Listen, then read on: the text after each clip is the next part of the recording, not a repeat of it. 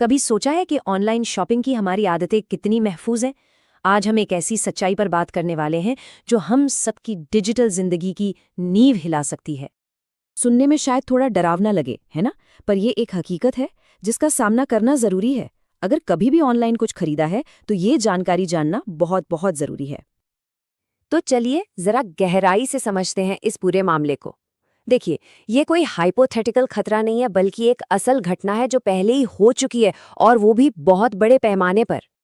ये नंबर है उन भारतीय ऑनलाइन शॉपर्स का जिनका पर्सनल डेटा सिर्फ एक डेटा ब्रीच में लीक हो गया था, और ये ब्रीच जुड़ा था e commerce platform big basket से। जरा सोचिए, 2 करोड़ लोग! ये तो भारत के कई बड़े शहरों की कुल आबादी से भी ज्यादा है। अब सबसे चिंता की बात यह है कि अपराधियों के हाथ लगा क्या क्या। नाम, फोन नंबर, एड्रेस तो है ही, साथ में पासवर्ड हैश भी। अब ये पासवर्ड हैश आपके पासवर्ड का एक इनक्रिप्टेड रूप होता है, जिसे तोड़ना मुश्किल जरूर है पर नामुमकिन नहीं। मतलब इस जानकारी के साथ उनके पास किसी की पहचान चुराने के लिए लगभग सब कुछ है। और ये बात सिर्फ हवा में नहीं है। साइबल नाम की एक साइबर सिक्योरिटी फर्म ने कंफर्म किया कि ये डेटा सिर्फ चोरी नहीं हुआ था, बल्कि इसे तुरंत डार्क वेब पर बेचने के लिए एक प्रोडक्ट बना दिया गया। डार्क वेब मतलब इंटरनेट का वो अंधेरा कोना जहां ऐसी अवैध खरीद फरोख्त होती है। तो सवाल ये उठता है कि इतने बड़े पैमाने पर ये डेटा चोरी आखिर होती कैसे है? क्या इसके पीछे कोई बहुत ही कॉम्प्लेक्स हैकिंग तकनीक होती है? सच तो ये है कि अक्सर ये जितना हम सोचते हैं उससे कहीं ज्यादा आसान और एक छोटी सी इंसानी गलती का नतीजा होता है। ये प्रोसेस साफ साफ दिखाता है कि कैसे एक छोटी सी मामूली सी इंसानी गलती एक बहुत बड़ी तबाही का कारण बन सकती है। ये बिल्कुल वैसा ही है जैसे कोई अपनी डिजिटल तिजोरी की चाबी गलती से बाहर ही छोड़ दे, और हैकर्स के ऑटोमेटेड बॉट्स तो 24 घंटे बस इसी मौके की तलाश में रहते हैं। और देखिए, सबसे खतरनाक बात क्या है?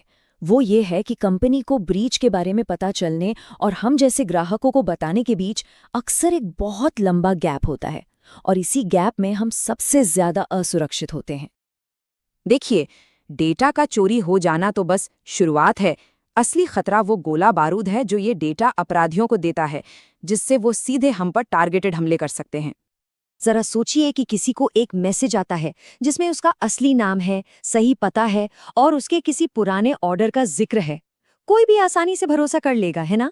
बस इसी पर्सनलाइजेशन की वजह से ये नए स्कैम्स इतने ज्यादा असरदार और खतरनाक हैं। तो इस तरह के ब्रीच से 3 सबसे बड़े और सीधे खतरे खड़े होते हैं। पहला, हाइपर पर्सनलाइज्ड फिशिंग स्कैम्स, यानी ऐसे मैसेज जो बिल्कुल असली लगते हैं और जिनका मकसद और ज्यादा जानकारी चुराना होता है। दूसरा, सिम स्वैप अटैक्स, जिसमें कोई आपके फोन नंबर पर ही कब्जा कर लेता है ताकि आपके बैंक ओटीपी उस तक पहुंच सके। और तीसरा है आइडेंटिटी थेफ्ट, यानी आपकी पहचान चुराकर आपके नाम पर लोन तक ले लेना। तो ये सब सुनकर सवाल उठता है कि भाई अब किया क्या जाए, इससे बचा कैसे जाए? ये हमें हमारी विश्लेषण के सबसे जरूरी हिस्से पर लाता है, वो ठोस कदम जो अपनी सुरक्षा के लिए हर किसी को उठाने चाहिए। ये 4 कदम डिजिटल दुनिया में बिल्कुल वैसे ही हैं जैसे घर में चोरी के बाद ताले बदलना और एक नया अलार्म सिस्टम लगाना। सबसे पहले अपने जरूरी पासवर्ड बदलें, खासकर ईमेल और बैंकिंग के। फिर जहां भी मुमकिन हो 2 फैक्टर ऑथेंटिकेशन ऑन करें। ये एक एक्स्ट्रा सिक्योरिटी लेयर है। तीसरा, चेक करें कि कहीं आपका ईमेल किसी और ब्रीच में तो नहीं आया। और चौथा, किसी भी अनजान मैसेज या ईमेल के लिंक पर कभी क्लिक न करें, उसे रिपोर्ट करें और डिलीट कर दें। अपनी ईमेल आईडी चेक करने के लिए ये एक बहुत ही भरोसेमंद और ज़रूरी वेबसाइट है, haveibeenpawned.com। यहाँ जाकर कोई भी आसानी से देख सकता है कि उसका ईमेल एड्रेस किसी डेटा ब्रीच में लीक हुआ है या नहीं।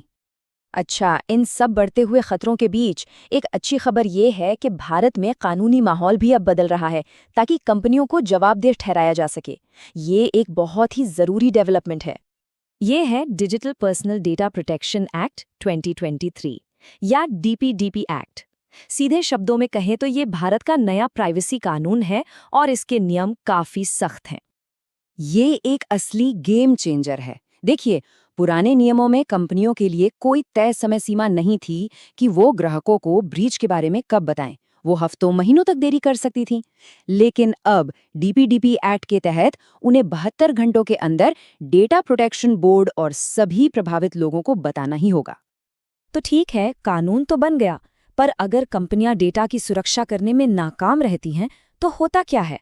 क्या इसके कोई असल नतीजे हैं? ये है वो अधिकतम जुर्माना जो किसी कंपनी पर डेटा ब्रीच को रोकने में नाकाम रहने पर लग सकता है। 250 करोड़ रुपए तक। ये इतनी बड़ी रकम है कि अब कोई भी कंपनी डेटा सिक्योरिटी को हल्के में लेने की हिम्मत नहीं करेगी। इसका मकसद ही यही है कि डेटा सुरक्षा को बिजनेस की टॉप प्रायोरिटी बनाया जाए। आखिर में ये एक बहुत बड़ा सवाल है जिस पर सोचना जरूरी है।